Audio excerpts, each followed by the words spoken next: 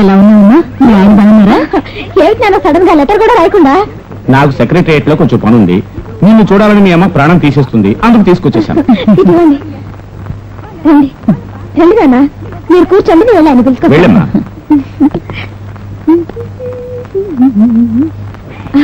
ఎవరొచ్చారో వచ్చి చూడండి. అమ్మా నాన్న వచ్చారు, నేను నమ్మలేకపోయాను ఇంత సడన్ గా వాళ్ళు వస్తారని. మర్యాద కోసం ఒక్కసారి వచ్చి పలకరించండి.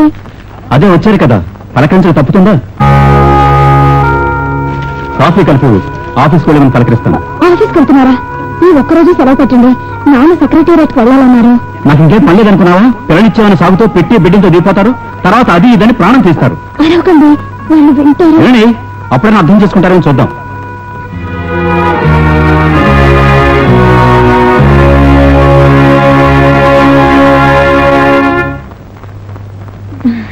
ఆయన స్నానం చేస్తున్నారు, ఇప్పుడే వచ్చేస్తానన్నారు. ఇంట్లో అందరూ ఎలా ఉన్నారు? అమ్మయ్య, వదిన, రాణి కాలేజీలో అడ్మిషన్ దొరికిందా? మళ్ళీ ఈసారి పాస్ అయిందా లేదా? నేను రోజు మిమ్మల్ని తలుచుకుంటూనే ఉంటాను తెలుసా, రోజు 100 సార్లు తలుచుకుంటాను, 100 times. నువ్వు తలుచుకుంటున్నావా లేదా? నేను ఇక్కడ ఉండడం వల్ల నీకు ఏ బాధ లేకుండా పోయింది. పాపం నాన్నకి పొద్దున్నే తిట్టడానికి మనుషులే లేకుండా పోయారు కదా నాన్న? అది సరే, నువ్వు సంతోషంగా ఉన్నావమ్మా? మీ ఇద్దరికి కాఫీ కల్పిస్తాను, ఉండండి.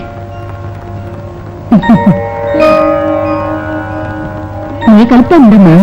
ఇలా చూడు, ఇక్కడ ఉన్నంత కాలం ఈ వంటగది వైపే రాకూడదు. నీకు నాన్నకి ఫస్ట్ క్లాస్ గా నేను వంట చేసి పెడతాను. అబ్బాయి ఇస్తున్నాడా? బాగున్నాను. ఆఫీస్ నుంచి రావడానికి లేట్ అవుతుంది.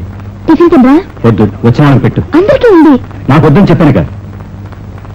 ఏదో సెక్రటేరియట్కి వెళ్ళాలన్నారటగా? పర్వాలేదు బాబు, నేను టాక్సీలో వెళ్తాను, మీరు వెళ్ళండి.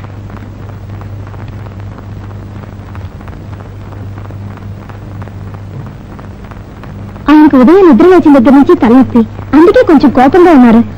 లేదంటే నన్ను ఎంతో ప్రేమగా చూస్తారు. నేను ఏ చెప్పినా చేస్తారు తెలుసా? నేను ఎక్కడికి వెళ్ళాలన్నా తీసుకెళ్తారు, ఏది అడిగినా కొనిస్తారు, నన్ను రాణిలా చూసుకుంటారు. నిజం అమ్మా, నేను చెప్పేది నమ్మ. మరి పడకలు మాత్రం వేరుగా ఉన్నాయి.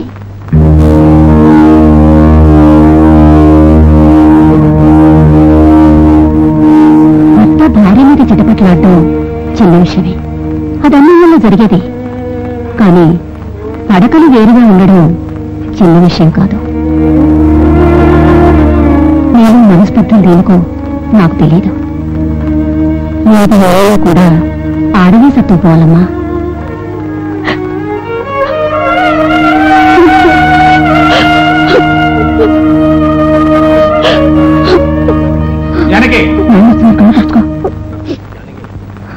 వెళ్ళిన పని అయిందండి? అయింది. ఇవిగో. ఏంటి? ఇవి ట్రైన్ టికెట్స్, సాయంత్రానికే దొరికాయి, రిజర్వ్ చేసి తీసుకొచ్చాను. సాయంత్రానికా?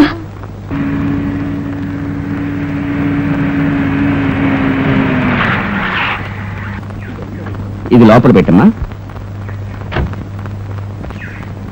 పెండలుడు గారు, వచ్చిన పని పూర్తయింది. ఈ రోజు ఈవినింగ్ ట్రైన్కే టికెట్ బుక్ చేశాను. మీరు వచ్చిన తర్వాత చెప్పి వెళదామని ఎదురు చూస్తున్నాను. వెళ్ళొస్తాం బాబు.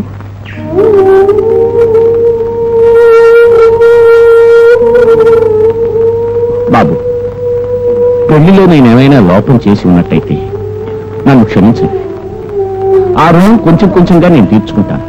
కానీ దాని కారణంగా నా కూతురు కంట తడిపెట్టించకండి. చేతులు జోడించి వేడుకుంటాను.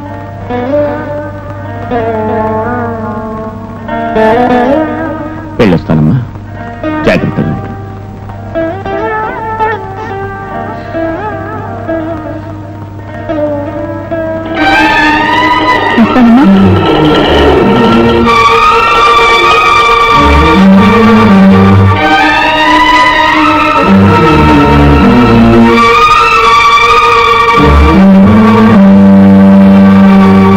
నా మీద కోపం ఉంటే నన్ను తిట్టండి, కొట్టండి, కానీ నా తల్లిదండ్రుల మీద చూపించడానికి మీకు ఏమిటి వేరే హక్కు లేదు.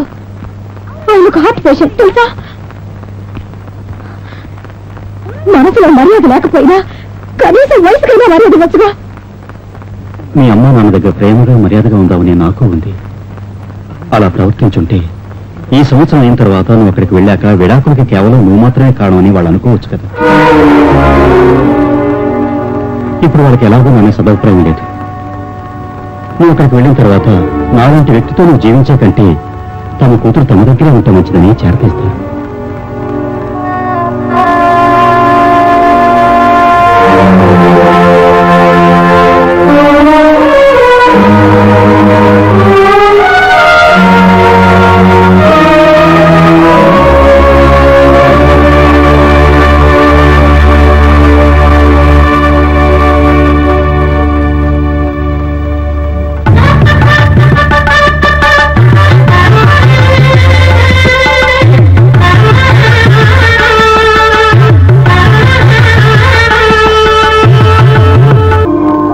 Stop it.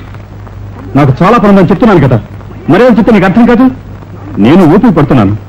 చిన్నపిల్ల ప్రపంచానికి హద్దు లేదు. నువ్వేం చేసినా ఏమన్నా ధైర్యమా? Well then you are mistaken. There is a limit for it. That is